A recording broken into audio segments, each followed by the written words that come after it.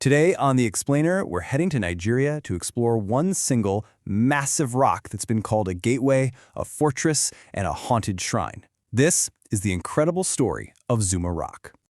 I mean, just look at that. It's a sight that's really hard to forget, because etched right into the side of this massive rock is what looks, for all the world, like a human face, just silently watching over the landscape.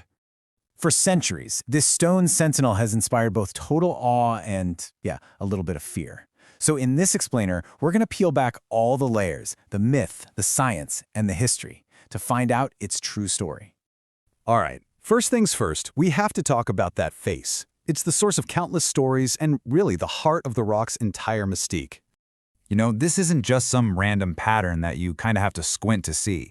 Now, it's a distinct profile that feels almost intentional, like some ancient giant left their mark. And of course, a feature this striking has inspired generations of stories. And the legends are pretty wild. Locals have whispered tales for ages about spirits living deep down in its belly. It's been called a den for ritualists, even a hideaway for criminals to divvy up their loot. And these stories have real-world effects, too. There's an abandoned hotel nearby that many believe is haunted, its construction supposedly stopped by the rock's powerful energy. The stories are absolutely captivating, right? But they do make you wonder, how did that face actually get there? To find out, we need to swap the mythology for a little bit of geology. To get to the truth, we need to rewind the clock. I'm talking millions of years, long before any person ever laid eyes on this thing. Geologically speaking, Zuma Rock is known as an Inselberg. It's a German word that basically means island mountain. And that's the perfect way to think of it. A mountain standing completely alone, like a rocky island rising from a sea of flat land. And it is a massive island of rock. It stands 725 meters tall. Now, to put that in perspective for you, that is more than twice the height of the Eiffel Tower, and it just completely dominates the landscape for miles around. So here's the rock's basic recipe. It's an ancient igneous rock, which means it was formed from magma that cooled deep underground millions of years ago. Over all that time, the softer earth around it just washed away, leaving the super hard core of gabbro and granodiorite behind. And the face? Well, that's the masterpiece of nature's slowest artists, wind and rain, which gradually carved those features we see today. The rock itself might be ancient, but its human story is just as deep, and, honestly, just as compelling. As far back as the 15th century, the Zuba people settled here, and they named the area for all the guinea fowls they found.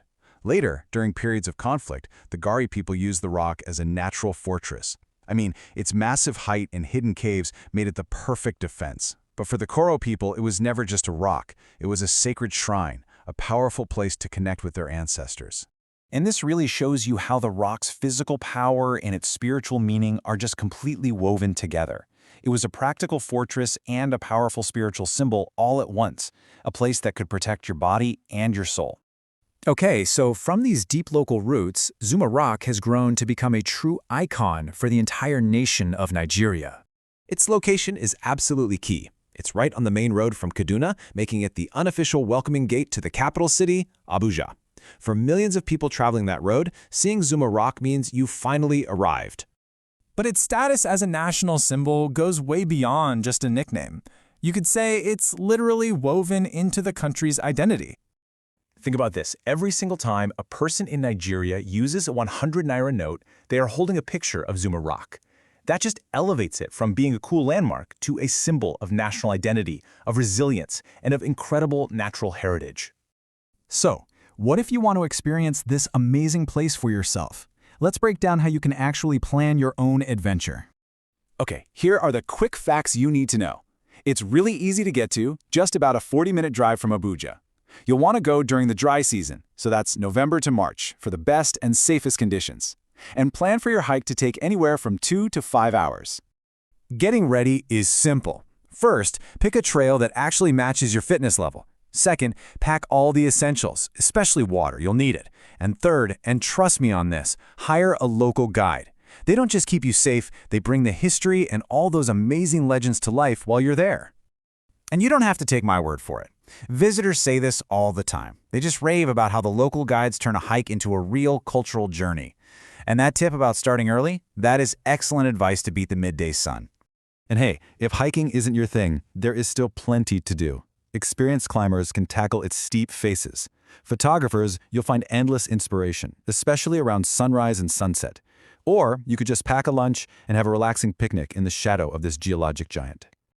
When you step back and look at it all, Zuma Rock is so much more than just a monolith. It's a geological marvel, it's a sacred historical site, a national emblem, and a modern-day destination for adventure. It really is the gateway to the heart of Nigeria.